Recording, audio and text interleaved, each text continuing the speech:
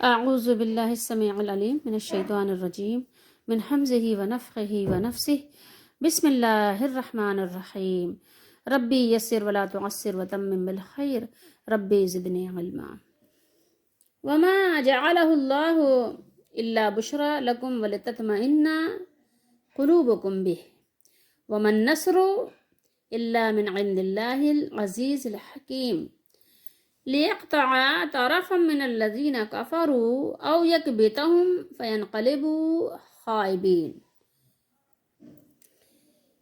اور یہ فتح اللہ نے نہ کی مگر تمہاری خوشی کے لیے، اور اسی لیے کہ اس سے تمہارے دلوں کو چین ملے، اور مدد نہیں مگر اللہ غالب حکمت والے کے پاس سے، اس لیے کہ کافروں کا ایک حصہ کاٹ دے، طرفن،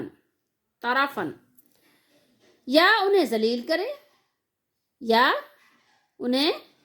کرے، خائب کہ نامراد پھر جائیں، پھر کا طور میں پھرنا، یعنی پھرنا وہ لوٹنے کے معنی میں ہے کہ پھر جائیں، پھر سے جائیں سے مراد نہیں کہ پھر دوبارہ جائیں، نہیں، پھر جائیں، یہ ترجمہ ہندی کے لحاظ سے ہے کہ یعنی لوٹ جائیں، واپس ہو جائیں، یہ پھر سمجھیں واپس ہو جائیں، ٹھیک ہے۔ اچھا، تو یہ دو آیتیں ہیں سورہ آل عمران کی 4 سپارے کی، آیت نمبر 126 اور 127 ہے۔ ترجمہ یہ کنز الایمان ہے جو ہم نے آپ کو بھی سنایا ہے۔ اس آیت مبارکہ کا پچھلی آیت مبارکہ سے کیا ربط ہے، کیا تعلق ہے، اس کو ہم بعد میں ذکر کریں گے۔ ابھی ہم یہاں پر جو اس کا سیاق و سباق ہے تھوڑا سا اس کی وضاحت دیکھیں گے کہ کیا فرمایا۔ اور اللہ تعالیٰ نے ارشاد فرمایا وما جعلہ اللہ الا بشرا لکم ولتطمئن قلوبکم بہ، اور اس مدد کو تو اللہ نے تمہارے لیے ذریعے بشارت بنایا، کیا ہے، خوشخبری، بشرا، اللہ نے کیا فرمایا، اس کو اللہ تعالیٰ نے نہیں کیا لیکن کیا، بشرا خوشخبری، تمہارے لیے کیا، خوشخبری، بشارت، ٹھیک ہے، اس کو تمہارے لیے بشارت بنایا تاکہ تمہارے دلوں کو اس سے تسلی ہو، تاکہ تطمئن، تم مطمئن ہو جاؤ، تمہیں تسلی ہو جائے، اطمینان ہو جائے، ٹھیک ہے۔ یعنی اللہ تعالیٰ نے جو فرشتوں کو نازل فرمایا اور ان کے نازل ہونے کے بارے میں تمہیں بتا دیا، خبر بھی پہلے سے دے دی نا، پہلے سے اپنے نبی علیہ الصلاۃ والسلام کے ذریعے سے آپ کو مطلع فرما دیا، خبردار فرما دیا، آگاہ فرما دیا، تو یہ تمہارے لیے بشارت تھی، ورنہ حقیقی طور پر مدد تو کیا ہے، اللہ تعالیٰ ہی کی طرف سے ہے۔ اگر وہ چاہے تو تمہارے جنگ کرنے کے بغیر ہی اپنے دشمنوں سے بدلہ لے سکتا ہے، اللہ کو تمہارے جنگ کی ضرورت اور حاجت نہیں ہے، لیکن یہ کیوں ہے ایسا، یہ کافروں کو اور مومنوں کو کیوں آپس میں بھڑاتا ہے، اور کیوں اللہ نے جنگ اور جہاد کا حکم دیا ہے، اس لیے کہ اسے تمہارے لڑنے کی اللہ تعالیٰ کو تو ضرورت نہیں ہے، لیکن اس لیے کہ جیسا کہ اللہ تعالیٰ نے یہاں پر سورہ محمد میں ارشاد فرمایا کہ مومنوں کو جہاد کا حکم دینے کے لیے اللہ تعالیٰ نے فرمایا ذالک ولو یشاء اللہ لانتصر منہم ولکن لیبلو بعضکم ببعض والذین قتلوا فی سبیل اللہ فلن یضل اعمالہم سیہدیہم ویصلح بالہم ویدخلہم الجنۃ عرفہا لہم۔ اللہ نے سورہ محمد میں فرمایا یہ حکم یاد رکھو، اللہ نے فرمایا کہ اور اس بات کو یاد رکھو، اور اگر اللہ چاہتا تو خود ہی ان سے انتقام لے لیتا، ان سے بدلہ لے لیتا، لیکن اس نے چاہا، اس نے پسند فرمایا کہ تمہاری آزمائش ایک کو دوسرے سے لڑا کر کرے، ٹھیک ہے، ایک کو دوسرے سے بھڑا کر کرے، یعنی آپس میں مقابلے کے ذریعے سے ایک دوسرے کو اللہ تعالیٰ اس طرح سے یعنی ایک کسوٹی رکھی کہ پتہ چل جائے کہ مومن کون ہے، اللہ والا کون ہے، اللہ کا بندہ کون ہے، اور اللہ کا دشمن کون ہے۔ اللہ کا بندہ بننے کے باوجود، اللہ کا بندہ ہونے کے باوجود وہ اللہ تعالیٰ کے بندوں سے لڑ رہا ہے، دشمنی کر رہا ہے، تو یہ کھرے کھوٹے کو الگ کر دے، ٹھیک ہے۔ یہ اللہ تعالیٰ نے اس لیے اس طرح سے معاملہ رکھا ہے، اور جو لوگ اللہ کی راہ میں مارے گئے ان کے عملوں کو ہرگز ضائع نہیں کرے گا۔ کیا فرمایا اللہ نے، والذین قتلوا فی سبیل اللہ فلن یضل اعمالہم، کہ جو لوگ اللہ کی راہ میں شہید کیے گئے ان کے عملوں کو ہرگز ضائع اللہ تعالیٰ نہیں کرے گا، بلکہ کیا ہوگا، ان کو سیدھے راستے پر چلائے گا۔ سَيَهْدِيهِمْ وَيُصْلِحُ بَالَهُمْ، اور ان کی حالت کو، ان کے اعمال کو درست فرما دے گا، اصلاح فرما دے گا، صحیح فرما دے گا، اور کیا کرے گا، وَيُدْخِلُهُمُ الْجَنَّةَ، اور ان کو اللہ تعالیٰ داخل فرمائے گا، ان سب کو داخل فرمائے گا جنت میں۔ کہاں داخل فرمائے گا؟ جنت میں داخل فرمائے گا۔ اور پھر کیا فرمایا، عرفہا لہم، وہ عرفہا لہم، اس کو جانتے ہیں، جنت ایک معروف جگہ ہے، ہر مذہب کے لوگ جانتے ہیں کہ جنت ایک جگہ ہے، اس کو اپنا اپنا نام انہوں نے اپنے اپنے لینگویج کے حساب سے رکھا ہوا ہے، یعنی جنت ایک ایسی جگہ ہے جو اس کی شہرت ہے، معروف ہے، لوگ جانتے ہیں جنت کے بارے میں۔ اسی جنت میں اللہ تعالیٰ داخل فرمائے گا۔ وہ جنت کوئی خیالی کہانی نہیں ہے، کوئی خیالی قصہ نہیں ہے، بلکہ ایک حقیقی مکان ہے، ایک حقیقی جگہ ہے، ایک حقیقی باغیچہ ہے، ایک حقیقی بہشت ہے، ایک حقیقی محل ہے۔ قصور اور محلات اللہ تعالیٰ نے وہاں تیار کر رکھے ہیں، ایک سکون کی جگہ ہے۔ تو اس لیے اللہ نے فرمایا کہ اللہ تعالیٰ ان کو وہاں داخل کرے گا۔ تو یہ معاملات آپس میں اس لیے ہیں۔ اور فرمایا وَمَا جَعَلَهُ اللَّهُ إِلَّا بُشْرَىٰ لَكُمْ وَلِتَطْمَئِنَّ قُلُوبُكُمْ بِهِ وَمَا النَّصْرُ إِلَّا مِنْ عِنْدِ اللَّهِ الْعَزِيزِ الْحَكِيمِ، اور اس مدد کو تو اللہ نے تمہارے لیے کیا کیا، ذریعہ بشارت بنایا، تاکہ تمہارے دلوں کو اس سے تسلی حاصل ہو، ورنہ مدد تو اللہ ہی کی ہے جو غالب ہے اور حکمت والا ہے۔ اللہ کیا ہے، سب پر غالب ہے، اس پر کون غالب آ سکتا ہے بتائیے؟ ایک ہوا چلا دے تو لوگ ٹیڑھے ہو جائیں، اپنے آپ میں کیا کریں، سکونت سے کھڑے نہیں ہو سکتے اگر اللہ ایک ہوا چلا دے۔ یہ حال ہے، ایک بارش کا ایک طوفانی ریلا آ جائے تو لوگ اپنے زمین پر نہیں کھڑے ہو سکتے، سنبھال نہیں سکتے، پانی میں بہہ جائیں گے۔ یہ تو حال ہے لوگوں کا۔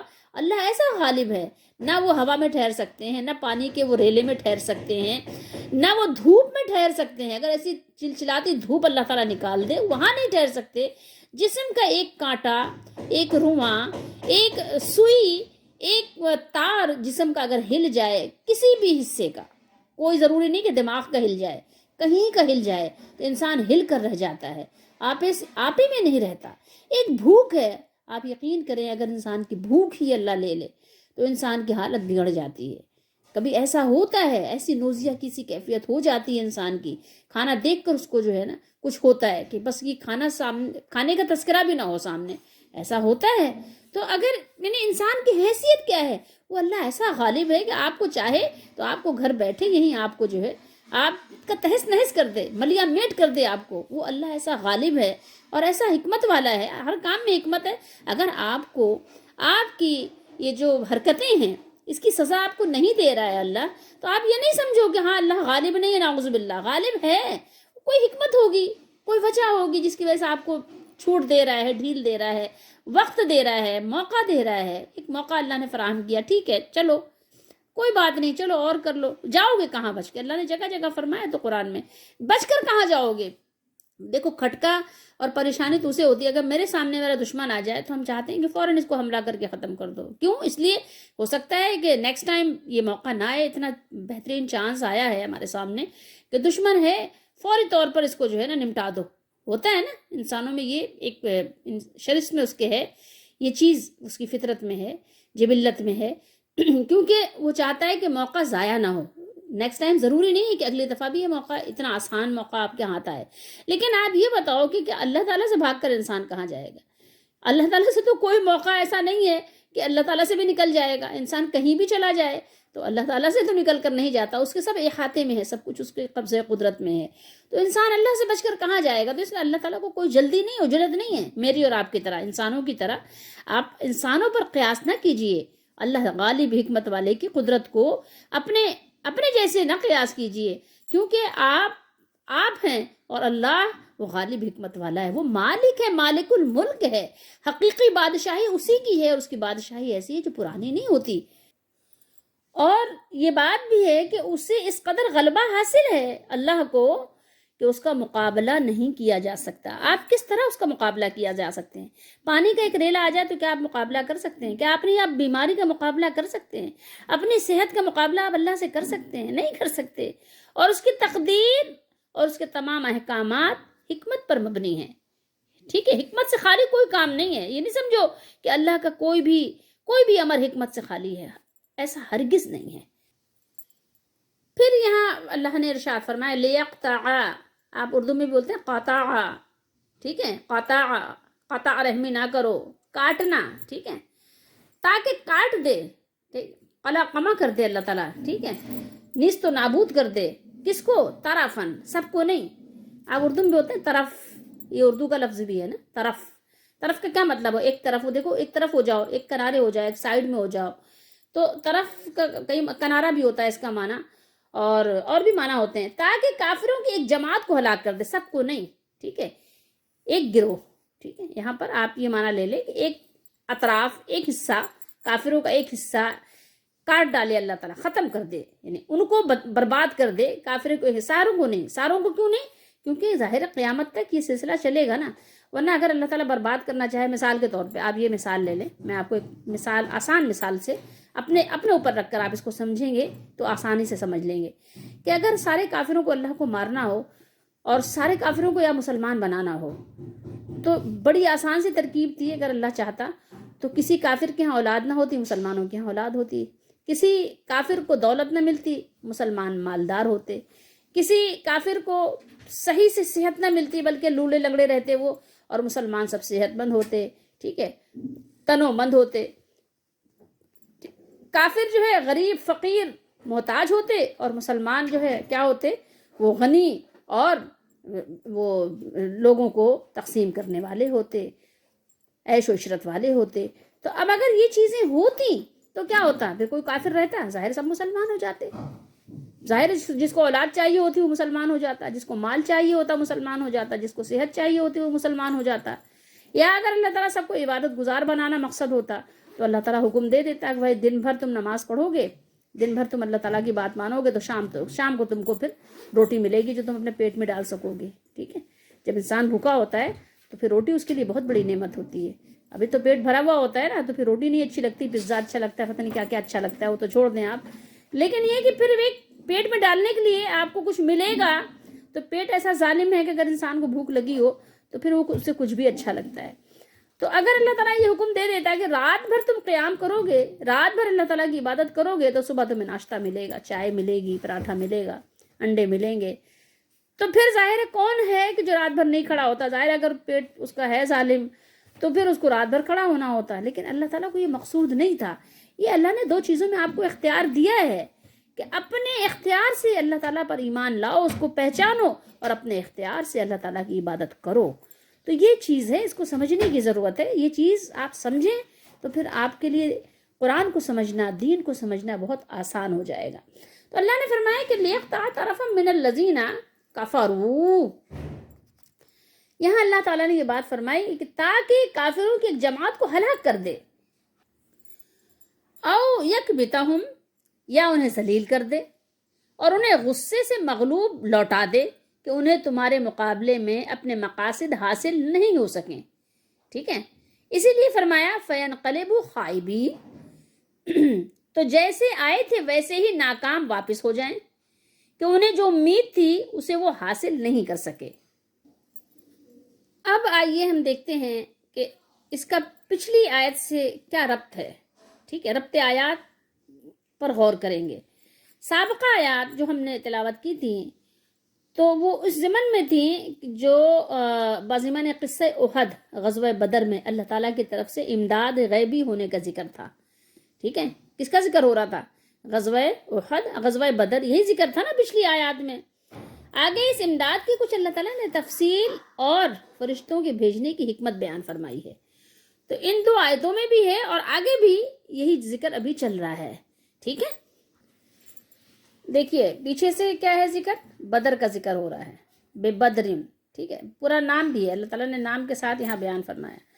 یہاں کیا بیان کیا اللہ تعالیٰ نے؟ آیت نمبر 124 میں فرمایا کہ اِذْ تَقُولُ لِلْمُؤْمِنِينَ، اللہ نے فرمایا کہ غزوہ بدر میں اللہ تعالیٰ کی یہ امداد اس وقت ہوئی تھی جب کہ آپ نبی کریم صلی اللہ تعالیٰ علیہ وآلہ وسلم مسلمانوں سے یوں فرما رہے تھے کہ کیا تم کو تقویت قلب کے لیے، یعنی دل کو سکون کے لیے، اطمینان اور تسلی کے لیے یہ بات کافی نہیں ہے کہ اللہ تعالیٰ جو ہمارا اور تمہارا رب ہے تمہاری امداد کرے 3000 فرشتوں کے ساتھ، جو اسی کے یعنی اسی کام کے لیے آسمان سے اتارے جائیں گے؟ اچھا، ایک چیز یاد رکھیے کہ جنگ بدر میں کیا ہوا تھا کہ کفار کے 1000 ان کا لشکر تھا، اور مسلمان کتنے تھے؟ 310 سے کچھ زائد، جس کو 313 کہا جاتا ہے، خیر۔ اور ان کے پاس کتنے یعنی سواریاں کتنی تھیں؟ 70 ان کے پاس اونٹ تھے اور 2 گھوڑے تھے، باقی سارے پیدل تھے۔ ظاہر ایک اونٹ پر ایک انسان سوار ہوتا ہے، اور اس کے ساتھ پھر وہ ظاہر سامان کی گٹھری بھی تو ہوتی ہے، اس کو کہاں رکھنا ہے؟ سر پہ تو نہیں رکھنا نا۔ تو اب ایک اونٹ پر ظاہر آپ سامان کی گٹھری بھی رکھیں گے تو ایک ہی بندہ بیٹھے گا، تو 70 سوار تھے، 2 گھوڑے تھے، اور باقی جو ہے کیا تھے؟ باقی سارے پیدل تھے، اور وہ سارے سوار تھے۔ اب آپ تصور کریں کہ یہ بے سر و سامانی کا عالم تھا، آج کی طرح ہماری طرح نہیں۔ آج تو ہم بہت کچھ اپنے پاس رکھے ہوتے پھر بھی کہتے ہیں کہ بہت مہنگائی ہے، بہت پریشانی ہے۔ ان کا یہ حال تھا، اور اللہ پر کیسا بھروسہ تھا، پیدل پیادہ، ٹھیک ہے۔ تو اس وقت جو ہے نبی کریم صلی اللہ تعالیٰ علیہ وآلہ وسلم کو اللہ نے جو خبر دی تو آپ نے صحابہ کرام کو خبر دی، کیا تمہارے لیے یہ کافی نہیں کہ اللہ تعالیٰ تمہاری امداد کرے کہ فرشتے اسی کام کے لیے اتارے جائیں؟ ٹھیک ہے، یعنی ایسے وقت میں تمہاری اس طرح سے مدد ہو تو تصور کرو ذرا، تو کیا یہ بات کافی نہیں ہے؟ تو پھر یہ کہ جواب پھر دیا کہ کیوں نہیں، ٹھیک ہے۔ خود اللہ تعالیٰ نے اس طرح جواب یہاں پر ارشاد فرمایا، ہاں کیوں نہیں، کافی ہوگا، بلا، کیا ہم نے پڑھا تھا؟ دیکھیے، بلا، کیوں نہیں، کافی ہوگا نا یہ۔ اور پھر اس کے ساتھ ہی اللہ تعالیٰ نے 2 شرطیں بیان فرما دی، ایک صبر کی شرط، دوسرے تقوی کی شرط، ٹھیک ہے۔ مسلمانوں کو ہمیشہ یہ 2 شرطیں یاد رکھنی چاہیے، اگر اللہ تعالیٰ کی امداد کسی کو چاہیے تو ان دونوں شرطوں پر جو ہے اس کی نگاہ ہونی چاہیے، نظر ہونی چاہیے کہ ان شرطوں کے ساتھ اللہ تعالیٰ کی امداد موقوف ہے۔ اگر آپ کے پاس یہ شرطیں نہیں ہیں تو پھر وہ امداد بھی نہیں ہے، ٹھیک ہے۔ لیکن چونکہ انسان بے صبرہ ہے، خود اللہ تعالیٰ نے بیان فرمایا کہ انسان بڑا ناشکرہ بھی ہے، بڑا بے صبرہ بھی ہے، بہت جلد باز بھی ہے، عجلت پسند بھی ہے، مطلب بہت زیادہ اس کے اندر یعنی اترانے والی صلاحیت بھی ہے، کچھ مل جائے تو پھولے نہیں سماتا، نہ ملے تو ناشکری کرنے لگ جاتا ہے۔ تو یہ صبر شکر کی اس کے اندر عادت بہت کم ہی ہوتی ہے۔ تو اگر یہ 2 چیزیں نہیں ہوتی اور جلدی سے ناشکری کرنے لگتا ہے، دعا مانگی تھی قبول نہیں ہوئی، اور ہم نے تو اتنا صبر کر لیا، ہم نے تو یہ کر لیا، ہمیں تو یہ نہیں ملا، فلاں کو یہ مل گیا، تو پھر کیا ہوتا ہے؟ پھر اللہ کی مدد نہیں آتی، یاد رکھیے، کیونکہ یہ 2 شرطوں کے ساتھ اللہ تعالیٰ کی مدد موقوف ہے، یہاں اللہ تعالیٰ نے بیان کر دیا۔ اور دیکھیں اللہ کی بات بدلتی نہیں، اللہ نے فرمایا لا تبدیل لکلمات اللہ، اللہ تعالیٰ کے کلمات وہ تبدیل نہیں ہوتے۔ اب یہاں دیکھیے، غور کیجئے کہ اللہ تعالیٰ نے اس کی یعنی حکمت بیان فرمائی کہ اللہ تعالیٰ نے یہ امداد کیوں کی، یہ مدد کیوں کی۔ اللہ تعالیٰ نے یہ امداد جو مذکور ہے، جو فرشتوں سے ہوئی، محض اس لیے کہ تمہارے لیے غلبہ و فتح کی بشارت ہو اور تمہارے دلوں کو اس سے قرار آئے، اور نصرت و غلبہ تو اللہ تعالیٰ ہی کی طرف سے ہے جو زبردست ہیں۔ اور بیان فرمایا اللہ تعالیٰ نے کہ اللہ تعالیٰ عزیز بھی ہے اور حکیم بھی ہے، ٹھیک ہے، وہ سب پر غالب بھی ہے اور حکمت والا بھی ہے۔ تو جب اللہ تعالیٰ جیسے چاہتا ہے، جو وہ اس کی مشیت ہوتی ہے، اسی کے لحاظ سے اللہ تعالیٰ اسباب اور ذریعہ مہیا فرما دیتا ہے، اور اسی طریقے سے اللہ تعالیٰ امداد فرماتا ہے جو اس کی حکمت ہوتی ہے، ٹھیک ہے۔ اللہ نے حکمت بیان فرمائی کہ یہ فتح و غلبہ تمہیں کیوں عطا کیا گیا، اس لیے ارشاد فرمایا تاکہ کفار میں سے ایک گروہ کو ہلاک کر دے، ٹھیک ہے۔ تو اللہ تعالیٰ نے کیا کیا؟ کفار کے کافروں کے جنگ بدر میں 70 سردار جو رئیس تھے، رئیس، ٹھیک ہے، ایسے ہی نہیں تھے، جو اشرافیہ تھے، جو برگر فیملی سے تعلق رکھتے تھے، وہ مارے گئے۔ 70 رئیس سردار کفار کے، ان کے سر قلم کر دیے گئے، ان کو نیست و نابود کر دیا گیا، اور 70 کو ہی قیدی بھی بنا لیا گیا۔ یہ اللہ تعالیٰ کی اس کی حکمت بھی تھی، اور مسلمانوں کو اللہ تعالیٰ نے اس طرح سے غلبہ، فتح اور نصرت عطا فرمایا۔ اور بعضوں کو اللہ نے کیا کیا؟ ذلیل و خوار کر دیا، ناکام ہو کر، نامراد ہو کر، سر پیٹتے ہوئے، اپنا دل جو ہے اداس، اجڑے ہوئے دل کے ساتھ وہ لوٹ گئے، ٹھیک ہے، اور پھر سال بھر اسی کا غم مناتے رہے، روتے پیٹتے رہے، ذلیل و خوار رہے، ماتم اور بین اور نوحہ کرتے رہے۔ اچھا، اب ایک چیز آپ یہاں غور کریں گے کہ جب فرشتے میدان میں آئے ہی تھے تو کافر پھر بچے کیوں؟ سارے ہی کافر کیوں نہیں مر گئے؟ صرف 70 کیوں مارا، اور 70 ہی کیوں مطلب قیدی بنے، باقی بچ کر چلے کیوں گئے؟ بچنا تو نہیں چاہیے تھا ان کو بھی، کیونکہ آئے تھے فرشتے اوپر سے۔ تو اس کا جواب خود قرآن کریم نے یہاں پر دے دیا ہے، جو ہم نے اوپر تلاوت کی آیت مبارکہ کی 126۔ یہاں اللہ تعالیٰ نے خود اس کا جواب کیا دیا ہے؟ وما جعلہ اللہ الا بشرا، کہ فرشتوں کے بھیجنے میں در حقیقت ان سے کوئی میدان جنگ فتح کرانا مقصود نہیں تھا کہ وہ تمام کافروں کو نیست و نابود کر دیں گے، بلکہ مجاہدین مسلمین کی تسلی اور ان کی تقویت، ان کے دل کو سکون اور ان کو خوش کرنا تھا کہ انہوں نے اللہ تعالیٰ کے لیے اپنا تن من دھن لگا دیا، تو اللہ تعالیٰ نے بھی ان کو بشارت اور فتح سے نوازا، ٹھیک ہے، جیسا کہ اس آیت کے الفاظ الا بشرا اور لتطمئن قلوبکم سے اللہ تعالیٰ نے واضح کر دیا۔ اور اس سے زیادہ صریح جو باتیں ہیں وہ آپ کو ملیں گی سورہ انفال میں، ٹھیک ہے، اسی سے متعلق ہیں، اسی واقعے سے متعلق آپ کو سورہ الانفال میں یہ آپ کو پورا بیان وہاں ملے گا۔ وہاں اللہ نے بیان فرمایا فَثَبِّتُوا الَّذِينَ آمَنُوا۔ اچھا، ہمیں یہ بات معلوم ہونی چاہیے، ہمارے علم میں یہ بات ضرور ہونی چاہیے کہ دنیا میں جو یہ جہاد کے فرائض ہیں یہ انسانوں پر عائد کیے گئے ہیں۔ جنگ و جہاد جو کچھ بھی ہے اللہ کے لیے، اپنی ذات کے لیے آپ کو کسی کو تھپڑ بھی نہیں مارنا، ٹھیک ہے، بلکہ یہ کہ معاف کرنے کو اللہ تعالیٰ نے پسند فرمایا ہے، بدلہ لینے کو جائز قرار دیا ہے، لیکن معاف کرنے کو پسند فرمایا ہے۔ اپنی ذات کے لیے لڑنا نہیں ہے، بلکہ آپ کو صلہ رحمی کرنی ہے ہر ایک سے، خاندان والوں سے، گھر والوں سے، پڑوسیوں محلے والوں سے، اور یہاں تک کہ برابر میں جس کے ساتھ آپ سفر کرتے ہیں اس سے بھی، ہر ایک سے حسن سلوک ہے۔ اسلام حسن سلوک کا درس دیتا ہے، ہر ایک سے رواداری، مروت، ٹھیک ہے، یہ اسلام کا ایک سبق ہے، یہ ہر ایک کے لیے ہے۔ جو آپ سے نہ لڑے آپ اس سے ہرگز نہ لڑیں۔ اور اسلام لیکن چاہتا ہے اسلام کا غلبہ، اسلام کا غلبہ یہ اسلام کی جو ہے اولین کیا ہے؟ ترجیح ہے، ترجیحات میں سے ایک ترجیح ہے، پرائرٹی ہے، کیا؟ اسلام کا غلبہ۔ اس پر سمجھوتا نہیں کرتا اسلام کبھی بھی۔ کسی بھی نبی کی آپ زندگی اٹھا کے دیکھ لیجئے، نبی علیہ السلام آتے ہی اس لیے ہیں کہ ان کی پیروی کی جائے۔ ہمارے ہاں تو نبی علیہ السلام کی زندگی کو ایسا بنا دیا گیا ہے کہ گویا کہ ان کی پیروی نہیں کی جا سکتی، ان کو بالکل ایسا جیسے کہ کوئی آسمانی مخلوق بنا کر پیش کرتے ہیں، حالانکہ نبی علیہ السلام اس لیے دنیا میں تشریف لاتے ہیں کہ ان کی پیروی کی جائے، ان کی اتباع کی جائے۔ نبی علیہ السلام کی زندگی کا آدھا رخ بتایا جاتا ہے، بیان کیا جاتا ہے بڑا زور و شور سے، بڑا اس کا شور و غوغا ہے کہ بچے بچے جانتے ہیں، لیکن نبی علیہ السلام کی زندگی کا بیشتر حصہ بتایا ہی نہیں جاتا کہ نبی علیہ السلام یا انبیاء علیہ السلام یا ہمارے نبی، پیارے نبی، نبی کریم سیدنا محمد رسول اللہ صلی اللہ تعالیٰ علیہ وآلہ وسلم کی زندگی کیسی زندگی آپ نے گزاری ہے، کبھی بتایا ہی نہیں جاتا۔ کسی نبی کا ذرا آپ بتائیں تو صحیح کہ کوئی ایسا گھر تھا کہ جو مطلب عالی شان محل ہو، نہیں۔ دو نبیوں کا ذکر آتا ہے، ایک ایوب علیہ السلام، ایک سلیمان علیہ السلام۔ ان دونوں کی زندگیوں میں بھی اگر آپ غور کریں گے تو آپ کو معلوم ہوگا کہ کیسی زندگی تھی۔ خیر، بہرحال اس سے مجھے ابھی بحث نہیں ہے کہ میں اس پر ابھی بات کروں۔ ابھی تو جو میری بات ہو رہی ہے وہ یہ ہے کہ غلبہ انسانوں کے ذریعے سے ہی اللہ تعالیٰ نے کرنا ہے، فرشتوں کے ذریعے سے نہیں۔ یہ تو انسانوں کی دلجوئی کے لیے، تسلی کے لیے جو اللہ نے خود بیان کر دیا، یہی ہے۔ تو یہ ہے کہ فرشتوں کے ذریعے سے میدان جنگ فتح کرانا مقصود نہیں تھا۔